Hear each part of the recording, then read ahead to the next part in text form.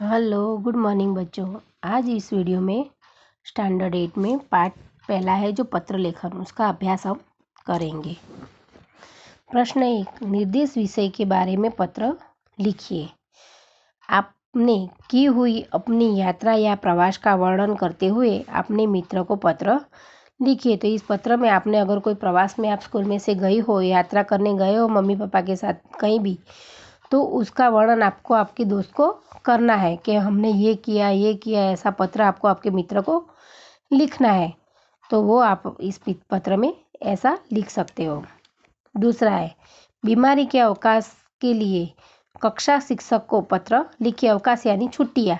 आप बीमार हो और आपको छुट्टियाँ चाहिए तो आप अपने वर्ग शिक्षक को, क्लास टीचर को आप पत्र लिख सकते हो। तो वो पत्र आपको यहाँ पे लिखना है कि आपको किस कारण पे कितने दिन की छुट्टियाँ चाहिए, वो आप लिख सकते हो इसमें।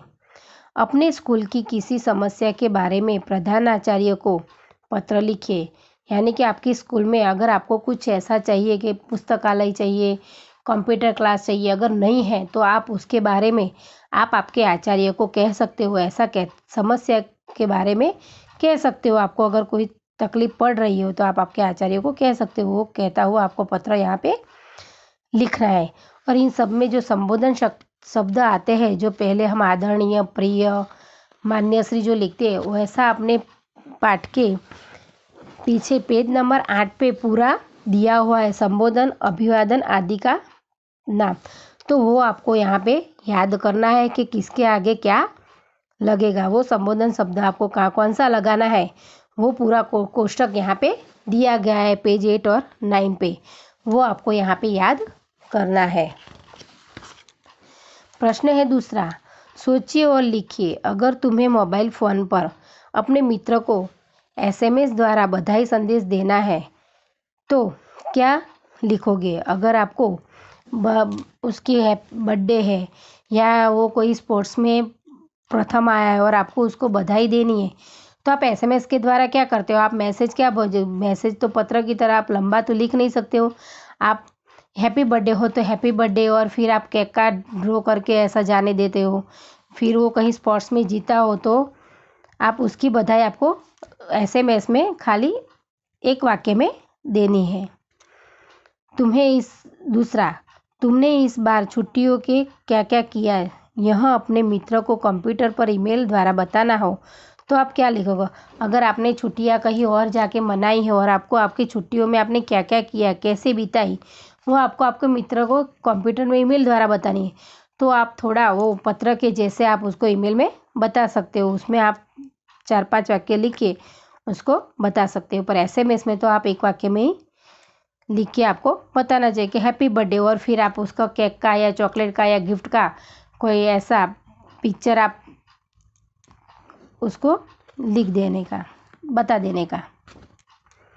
प्रश्न तीसरा, दिए गए प्रशासकीय शब्द के आधार पर वाक्य बनाइए।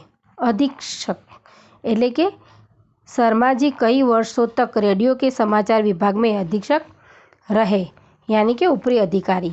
प्रभारी यानी एक मैनेजर जैसी पोस्ट हो गई, तो अपनी सूचना विभाग के प्रभारी का पद संभाला उन्होंने। आयकर यानी कि आवक, तो आयकर छिपाना अपराध है, यानी कि आपकी आवक छिपाना अपराध है।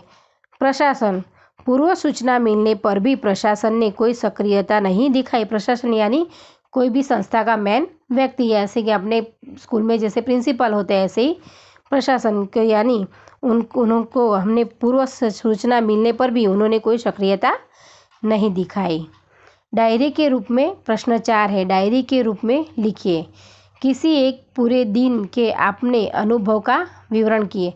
आपने एक दिन कहीं अगर गए हो, आपने कुछ देखा हो और आपने कुछ अनुभव किया हो, तो वो पूरे दिन का आपका अनुभव आपको एक डायरी में, मैंने आपको बताया डायरी यानी कि आपकी रोज़ बरोज़ की क्रिया जो आप लिखते हो। रोज़ सुबह होते ही आप क्या करते हो, कहाँ गए, क्या किया, वो जो लिखते हो उसको डायरी बोलते हैं। तो आपको पूरे दिन का अनुभव आपका डायरी की तरह आपको जैसे डायरी लिख रहे हो ऐसे ही एक दिन का अनुभव लिखना है कि इस दिन हम यहाँ पे गए, ये देखा, उससे हमने ये सीखा, ऐसा अनुभव आपको इसमें लिखना है। वार्षिकोत्सव में सर्वश्रेष्ठ वक्ता का पुरस्कार मिलने का आपका अनुभव। अगर वार्षिक महोत्सव अपने स्कूलों में होता है और आपने कुछ ऐसा श्रेष्ठ किया हो और आपको कोई पुरस्कार मिला हो, तो उस दिन का आपका पूरे दिन में आपने क्या किया, कैसे मिला, किससे मिला, किसने दिया, वो सब आप एक डायरी में जैसे लिखते हो वैसे डायरी की तरह आपको इसमें लिखना है।